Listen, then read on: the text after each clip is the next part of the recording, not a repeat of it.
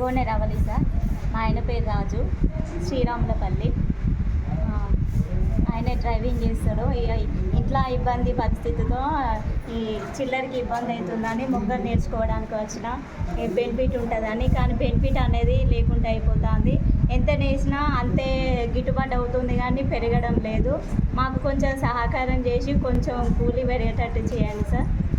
అలాగే కొంచెం మాకు ఏమన్నా సబ్సిడీ రుణాలు ఏమన్నా చేయండి సార్.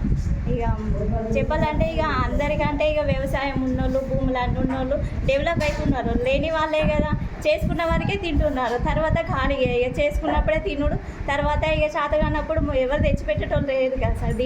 దీనిపైన ఆధారపడి అయితే చేనేత కార్యక్రమం ద్వారా ఇది చేనేత నేర్చుకుంటే బాగానే ఉంటుంది, బాగానే అనిపిస్తుంది. కానీ ఇంకో కొంచెం లేని వాళ్ళకు ఇంకో 4-5 రూపాయలు పెంచేటట్టు, ఇంకోళ్ళు మనకు పెరిగినా కూడా ఇంకో లచ్చ పెరుగుతుంది, బాగానే వేయచ్చు కదా, చేనేత బాగుంటుంది కదా అని అనుకుంటారు సార్.